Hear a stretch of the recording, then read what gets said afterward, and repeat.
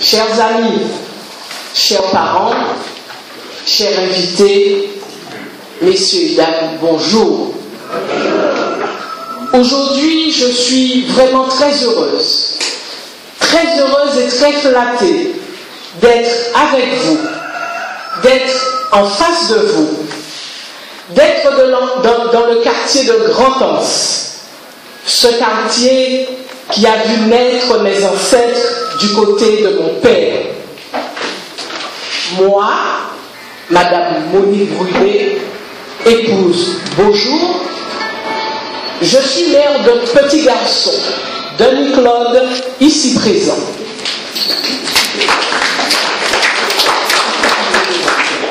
Je suis l'épouse de Monsieur Philippe Beaujour, ici présent. Je travaille en tant que chef comptable dans une étude notariale à Basse-Terre. Et je suis en effet une des nombreuses descendantes du couple Jules Brudet et de sa femme, ma chère Brudet, née en 1797, ici même, à Grand-Anse, à Terre-de-Bas. Donc, je suis ici, chez moi, à Grand-Anse. Et je vous dirais même que Grand-Anse est pour moi un symbole fort de ce que doit être Terre-de-Bas dans la volonté d'entreprendre en matière d'exemplarité. Je prendrai deux exemples qui me touchent de près pour illustrer mon propos. Tout d'abord, le patronyme Brudet, qui devait susciter chez ceux et celles qui le portent, chez les Saint-Trois de Grand-Anse et chez les Saint-Trois de Petite-Anse, admiration et fierté, car durant plus d'un quart de siècle, ce nom a été associé à celui de la plus grande société privée guadeloupéenne dans le secteur du transport maritime.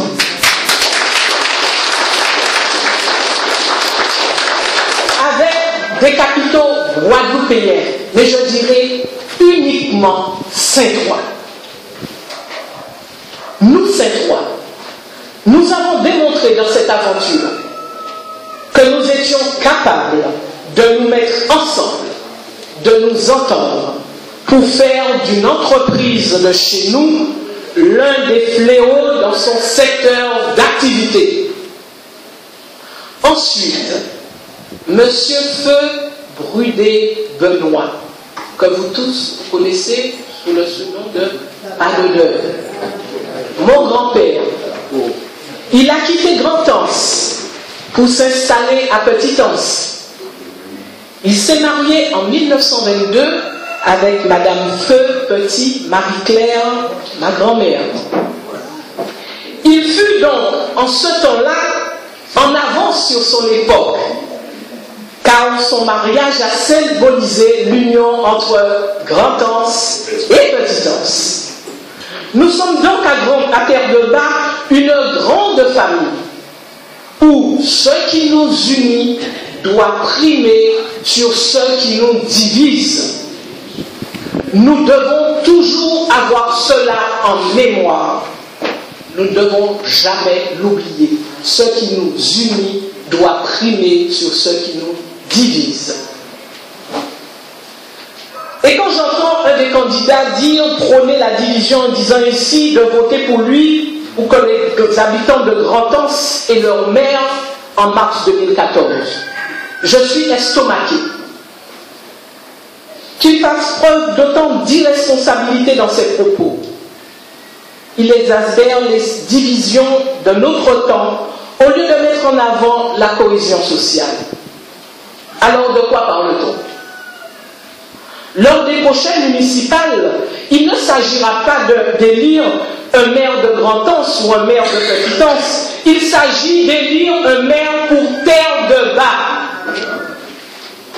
Donc il s'agira pour celui qui sera élu de consolider le socle commun déjà en place pour que nous puissions vivre sur cette terre en harmonie, pour que nous puissions vivre en paix, pour que nous puissions vivre dans l'entraide, dans la compréhension et dans le respect de l'autre. Il s'agira aussi de réaffirmer les bases de projets collectifs. On peut donc dire avec force que ce compatriote se trompe de combat. Cette vie en harmonie dont je viens de faire allusion, elle doit se traduire sur le terrain avec la fin de cette dichotomie qui existe sur notre île depuis tantôt. Des progrès ont été faits, des actions ont été entreprises, mais je pense qu'il faut aller plus loin pour mettre fin à cette opposition, à cet antagonisme, grand-anse, petit-anse, opposition qui n'a plus lieu d'être. Terre de bas, autrement, c'est d'abord l'égalité entre tous les citoyens. Il n'y a pas de sous-citoyens, ni de citoyens de seconde zone. Il doit y avoir un traitement égal pour tous. Alors, ne suivons pas ceux qui prêchent la haine. Ne suivons pas ceux qui prêchent le ressentiment, la revanche, la division.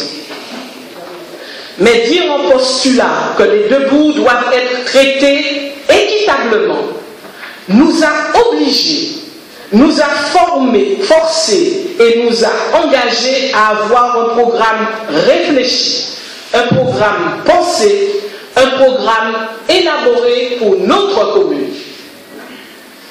Il ne s'agit pas d'émettre ni déclamer comme d'autres une liste exhaustive d'idées, une liste de propositions qui peuvent être à première vue intéressantes, mais qui sont après analyse des idées sans aucune cohérence entre elles, sans aucune ligne directrice, puisque l'aménagement, l'organisation, le développement du territoire ne sont pas pensés de manière globale.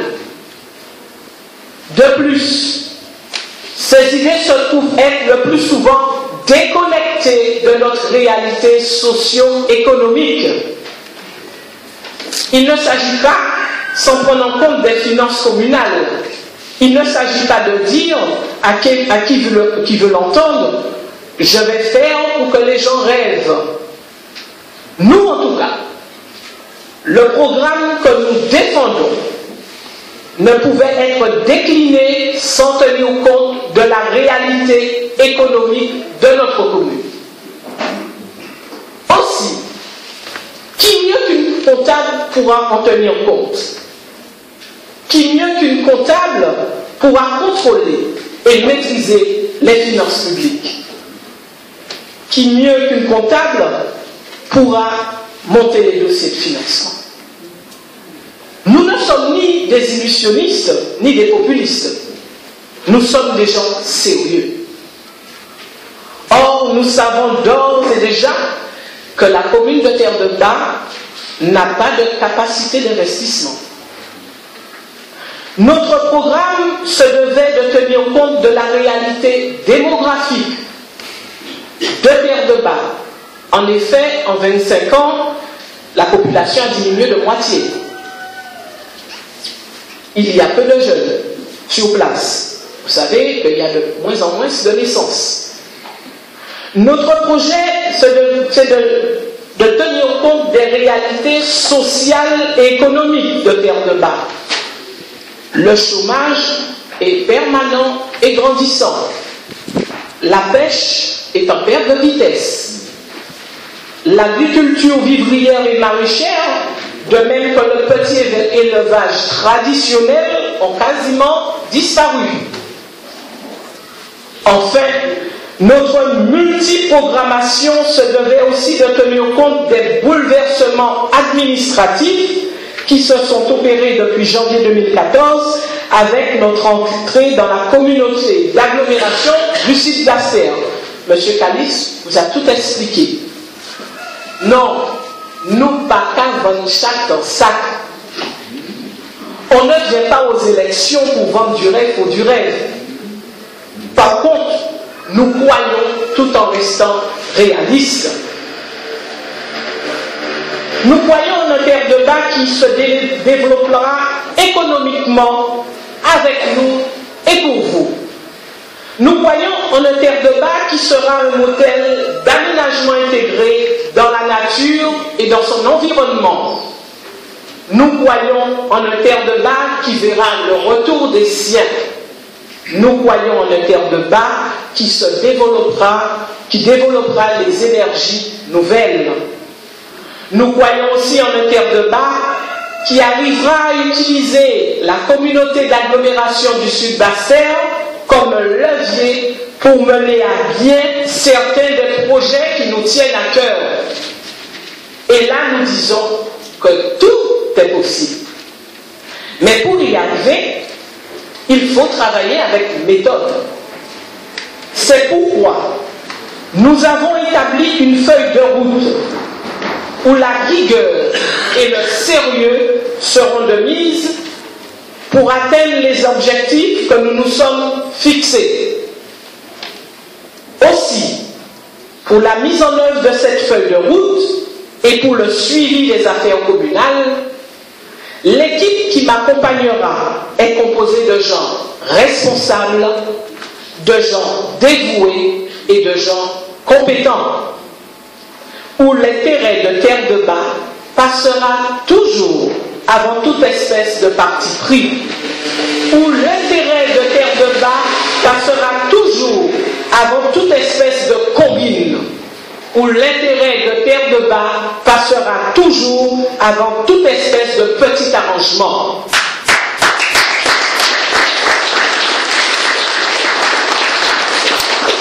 Je crois pouvoir dire que ma liste ne souffrira d'aucune comparaison et j'en prends le pari quand elle sera publiée en temps utile. Que proposons-nous? Quel doit être le moteur de notre développement économique? Avec nous au pouvoir, le tourisme sera la locomotive de notre économie. Pourquoi? Parce que nous sommes situés dans un environnement touristique, l'archipel des Saintes. Un environnement touristique parce que nous sommes situés dans l'archipel région Guadeloupe, dans la Caraïbe. Pour cela, il va falloir vendre l'image de terre de bas en tant que terre de bas, terre d'histoire, terre de bas, terre de tradition, terre de bas, terre d'évasion.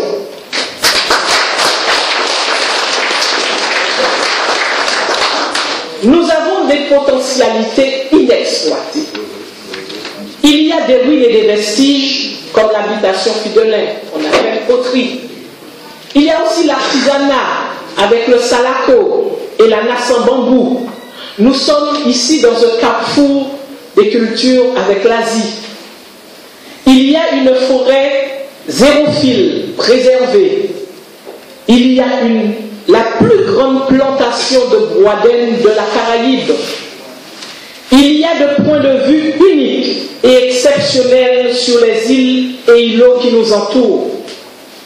Il y a l'agrotransformation avec les huiles essentielles, les punchs, les gelées. Il y a aussi la mer. Il y a aussi l'accueil chaleureux et simple de notre population. Pour compléter cela, il faudra créer des manifestations culturelles et sportives. Ces potentialités sont à mettre en valeur en utilisant les moyens modernes de communication pour promotionner les atouts de notre commune. Et l'on n'a pas besoin de grands moyens financiers pour réaliser tout cela. Nos campagnes de publicité vont viser comme première cible les Saintois de l'extérieur. Il ne faut pas les oublier. Ce sont des Saintois. Et ils seront toujours des Saintois.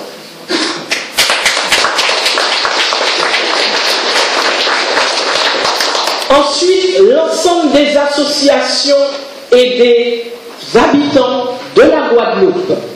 Et enfin, tous ces touristes qui arrivent à Terre de Haut et dont il faut absolument capter l'attention pour qu'un certain nombre d'entre eux nous visitent. Notre office du tourisme aura en charge cette mission. Mais cela ne pourra être pleinement efficient si nous ne négocions pas avec le conseil régional, avec le conseil bientôt départemental, avec la CASBT, la communauté d'agglomération du Sud-Basse-Terre, les armateurs. Et il faudrait aussi redéfinir avec eux, ces armateurs, les notions de service public et de continuité territoriale afin d'influer encore plus sur les prix, sur les horaires, sur le nombre de rotations et sur le service rendu aux usagers.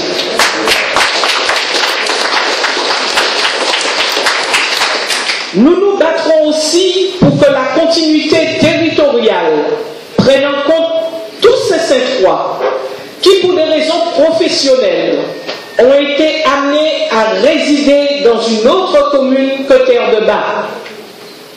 Ces gens, ces visiteurs, ces compatriotes, que nous appelons de tout le vœu à venir chez nous, doivent trouver un pays aménagé.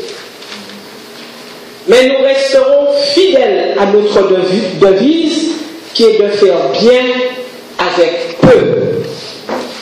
Selon les types d'aménagement à faire, nous comptons mettre à contribution le personnel communal. Sachez que nous avons un personnel qui est compétent. Il y a différents corps de métier qui ne demandent qu'à être mis en valeur, qu'à travailler.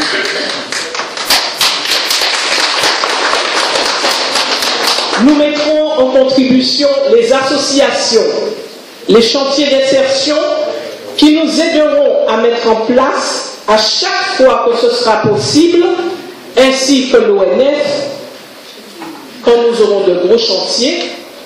Nous mettrons aussi tout en œuvre pour une utilisation optimale de la sous-traitance locale avec une main-d'œuvre saintoise, et nous n'oublierons pas non plus nos enfants qui sont à l'extérieur. Ils seront sollicités dès qu'on en aura l'occasion.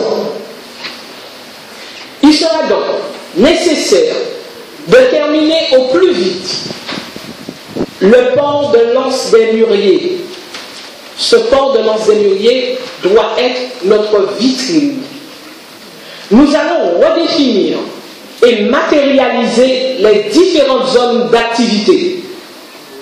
Le port doit devenir un lieu d'accueil, un lieu de vie, où nous devons trouver des points de vente, des lieux de restauration, des lieux de promenade, un parking, des billetteries, un office du tourisme, une place, un hall d'accueil. Toutes nos plages, sans exception, seront aménagées de douches, de toilettes, de carbets, un parking et un lieu de restauration. Les traces existantes, de même que d'autres sentiers de découverte et de promenade que nous créerons, seront balisés et seront agencés. Ce dont je viens de vous faire part constitue la locomotive de notre économie, sur laquelle viendront se greffer les partenaires économiques qui existent déjà, c'est-à-dire les marins-pêcheurs, les agrotransformateurs, les transporteurs terrestres et maritimes, les commerçants, les restaurateurs, les hébergeurs et les associations. Sur cette locomotive économique viendront aussi ajouter d'autres investisseurs, en particulier des Saint-Trois, d'où qu'ils viennent, et nous en sommes convaincus qu'ils saisiront ces nouvelles opportunités pour investir à Terre-de-Bas. Ce seront des revenus supplémentaires à distribuer pour les entrepreneurs individuels. ce seront des emplois pérennisés pour nos jeunes. Ce seront des emplois créés pour nous les habitants. Ce seront aussi des rentrées fiscales pour la commune. Nous avons aussi une autre mission, c'est d'améliorer le cadre de vie et les conditions de vie de la population. Nous avons les touristes, et il ne faut pas oublier la population qui vit en permanence sur l'île. Dès notre arrivée, nous ferons un audit social dans le but d'optimiser les services rendus à la population par les services communaux. Attention, nous ne sommes pas là pour faire la chasse à l'homme. Notre but, notre objectif sera simplement de bonifier les choses en étudiant la situation personnelle de chaque employé et de proposer des missions et des formations adaptées à chacun pour mettre en place un véritable plan de carrière pour l'ensemble du personnel.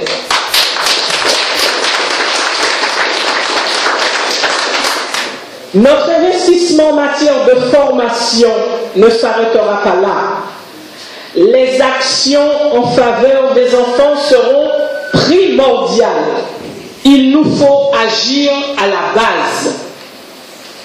L'école sera donc pour nous une priorité.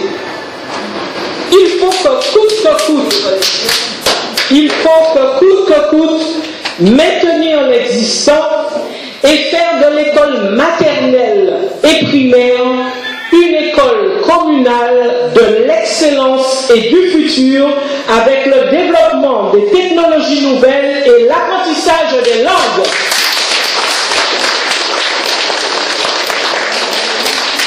Nous ferons des efforts financiers nécessaires pour atteindre ces objectifs en instaurant une collaboration étroite avec l'éducation nationale et les services du rectorat sur les moyens matériels à investir.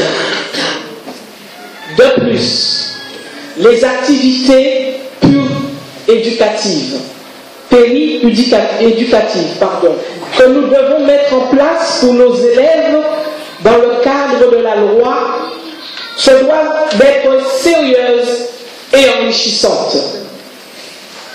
Nous sommes d'ores et déjà en contact avec des professionnels pour que de la musique, des arts plastiques, les langues vivantes, car il y a de l'avenir, il y va de l'avenir de nos enfants. Nous assurerons localement d'autres types d'activités, comme l'aide aux devoirs par exemple.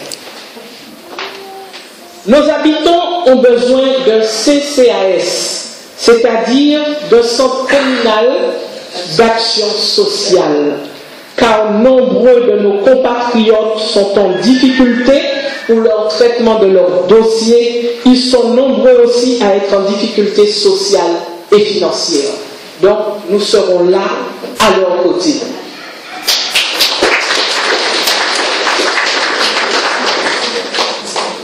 Ajoutez à cela, il faut penser aux personnes âgées.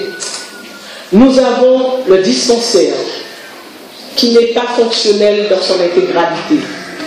Alors ce dispensaire, nous allons envisager la transformation du dispensaire en une véritable maison de santé et du bien-être.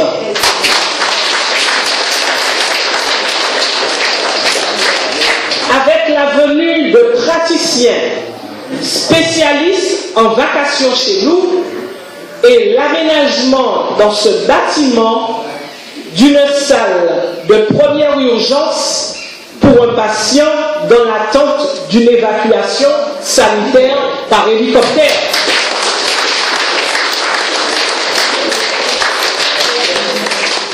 Terre de Bas a aussi droit à la protection républicaine. Et nous demanderons au plus haut niveau, si cela s'avère nécessaire, nous demanderons le retour des gendarmes chez nous.